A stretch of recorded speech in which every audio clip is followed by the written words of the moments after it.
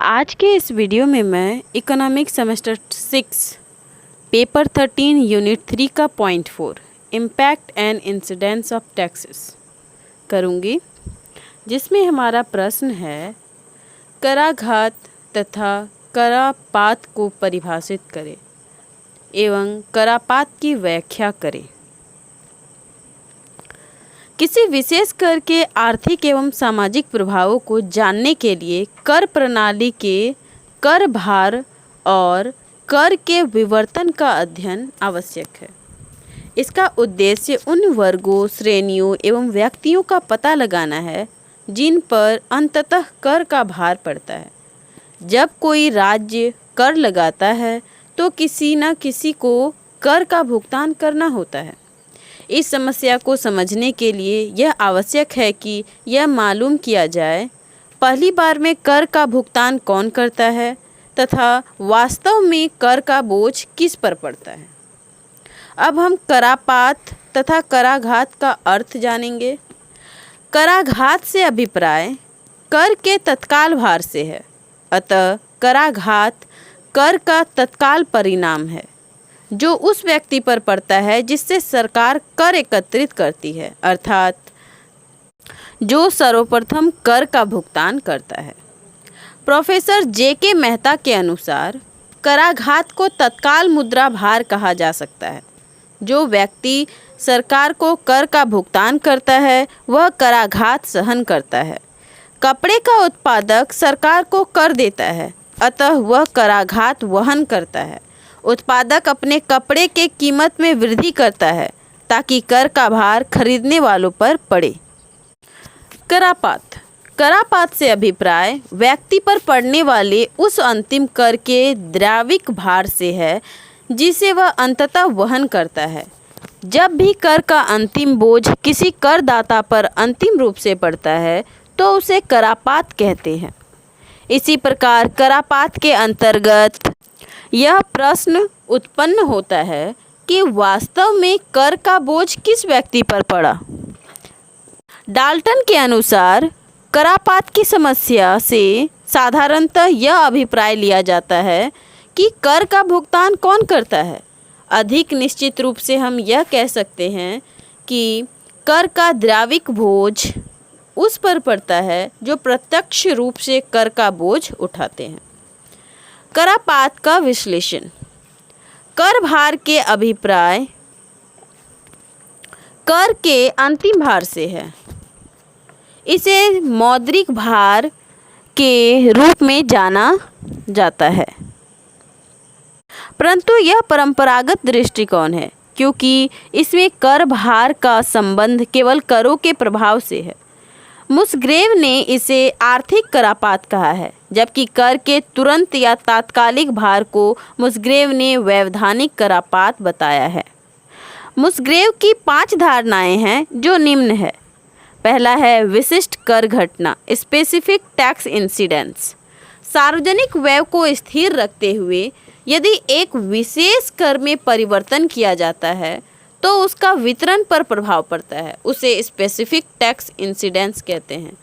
उदाहरण के तौर पर यदि आय कर में वृद्धि की जाती है तो खर्च करने पर वह आय कम हो जाती है, जिससे कुल मांग कम होगी और मंदी की स्थिति उत्पन्न हो जाएगी। यदि आय कर कम कर दिया जाए तो खर्च करने योग्य आय बढ़ेगा और कुल मांग में ज़्यादा तेजी की स्थिति उत्पन्न हो जाएगी। अतः इसके अंतर्गत यह देखा जाता है कि कर में परिवर्तन से तेजी और मंदी आती है और इससे वितरण पर भी प्रभाव पड़ता है, जैसे तेजी में वितरण असमान हो जाता है। पॉइंट 2 है अंतर का कर घटना, डिफरेंशियल टैक्स इंसिडेंस। यदि सार्वजनिक व्यय को स्थिर रखा जाता है और एक कर के स्थान पर दूसरे कर का स्थानांतरण किया जाए तो दोनों करों से आय समान रहे तो इसका वितरण पर जो प्रभाव पड़ता है उसे डिफरेंशियल टैक्स इंसिडेंस कहते हैं। तीसरी अवधारणा है विशिष्ट व्यय घटना, स्पेसिफिक एक्सपेंडिचर इंसिडेंस। इसमें कर की मात्रा, कर का फॉर्मूला, कर की दर स्थिर रखे जाते हैं।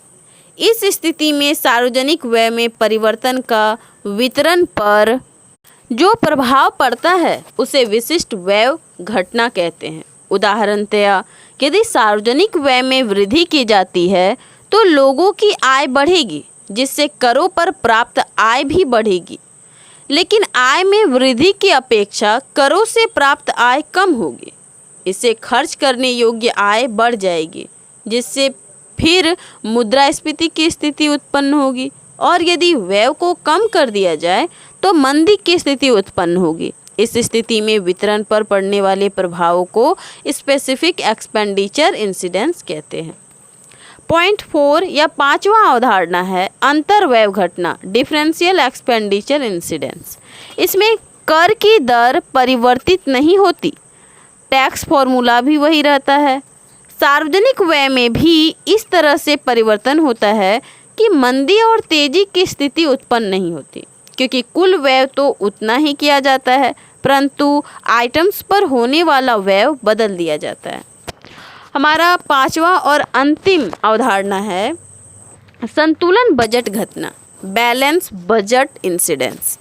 जब करों में परिवर्तन और सार्वजनिक व्यय में परिवर्तन इस प्रकार से हो कि इसमें आपस में संतुलन हो, अर्थात बजट बैलेंस हो, तो इसे बैलेंस बजट इंसिडेंस कहते हैं। इसके वितरण पर पड़ने वाले प्रभाव को उदाहरण द्वारा समझा जा सकता है। मान लें 1 करोड़ का सार्वजनिक व्यय किया जाता है और 1 करोड़ के ही कर लगा दिए जाते हैं, तो इस स्थिति में वितरण पर पड़ने वाला प्रभाव को बैलेंस बजट इंसिडेंस कहते हैं। परंतु इसमें यह नहीं पता लगता कि वितरण पर व्यय में परिवर्तन का कितना प्रभाव पड़ता है और भार में परिवर्तन का कितना प्रभाव पड़ता है। अब हम करापात का मापन करेंगे, मेजरमेंट ऑफ इंसिडेंस। पुराने अर्थशास्त्रियों ने प्रसारित सिद्धांत और केंद्रीकृत सिद्धांत दिए हैं, परंतु मुस्ग्रेव के अनुसार आज कर स्थिति ऐसी नहीं है। बजट नीति का प्रभाव समाज के विभिन्न वर्गों पर, किसानों, व्यापारियों, विद्यार्थियों आदि पर पड़ता है। उदाहरण के तौर पर उच्च आय वर्ग पर प्रभाव, निम्न आय वर्ग पर प्रभाव आदि। विभिन्न वर्गों पर करापात कितना होगा यह इस बात पर निर्भर करता है कि करों के कारण उनकी खर्च करने योग्य वास्तविक आय पर क्या प्रभाव पड़ेगा। DRY पर प्रत्यक्ष करों जैसे आय करों का तथा अप्रत्यक्ष करों का भी प्रभाव पड़ता है। इसका अध्ययन हम इस प्रकार कर सकते हैं कि करों का भार DRY पर क्या पड़ता है। फॉर्मूला है DRY equal to E minus TY by P plus TS। यहाँ TY इक्वल टू कुल आय और TS equal to sale tax है। इसी प्रकार P plus TS equal to GP, E minus TY by GP, जहाँ E equal to earn income, P equal to price, TP equal to produce tax, DY equal to disposal income और GP equal to gross price है। इसलिए करापात कितना होगा ये इस बात पर निर्भर करेगा कि दोनों प्रकार के करों से DRY में कितना परिवर्तन आता है। करों में परिवर्तन के प्राथमिक प्रभाव के कारण E माइनस TY में परिवर्तन आता है, तथा यदि TS में परिवर्तन होता है तो उपभोग में परिवर्तन आता है। अतः स्पष्ट है कि DRY में परिवर्तन विभिन्न करों से होता है। इसके अतिरिक्त DRY इस बात पर भी निर्भर करेगी कि किस प्रकार कर लगाए जा रहे हैं। यह इस बात पर निर्भर करती है कि विभिन्न वर्गों की DRY से क्या परिवर्तन हो रहा है। उदाहरणतया यदि बिक्री कर लगाया जाता है तो गरीबों की DRY कम हो जाती है। करापात का विस्तृत माप करने के लिए यह देखा जाता है कि कर लगाने से पहले वितरण की स्थिति क्या थी और कर लगाने के पश्चात क्या हो गई है। यदि कर लगाने के पश्चात वितरण असमान हो गया है तो करापात ज़्यादा हो जाता है। अगर वितरण समान हो जाता है तो करापात भार कम होगा, जो रेखा चित्र द्वारा समझा जा सकता है। इस रेखा चित्र में OA रेखा समान वितरण को बताती है, लाइन ऑफ इक्वल डिस्ट्रीब्यूशन। कर लगाने से पहले समाज OCA पर है तथा कर लगाने के पश्चात समाज OC-A पर आ जाता है। इससे स्पष्ट होता है कि वितरण समान हो गया है। कर लगाने के कारण रेखा चित्र OCAB OAB इक्वलिटी का सूचक है। कर लगाने के पश्चात रेखा OC-A हो जाता है, जिसके इक्विटी इंडेक्स इस प्रकार होंगे, जो OC-AB बाय OAB से ज़्यादा है। इस प्रकार कर के विवर्तन का प्रभाव प्रगतिशील हुआ है। OC-AB by OAB greater than OC-AB by OAB। इससे पता चलता है कि इसका करों पर क्या प्रभाव पड़ता है। इससे इस रेखा चित्र की सहायता से माप सकते हैं। कराघात एवं करापात में अंतर, distinction between impact and incidence of taxation. कराघात और करापात में अंतर करारोपण के प्रारंभिक भार एवं अंतिम भार के आधार पर किया जाता है। कराघात एवं करापात में अंतर दिखने वाले मुख्य बिंदु निम्न हैं। पॉइंट 1 है, कराघात कर के प्रारंभिक भार को प्रकट करता है और करापात कर के अंतिम भार को प्रकट करता है।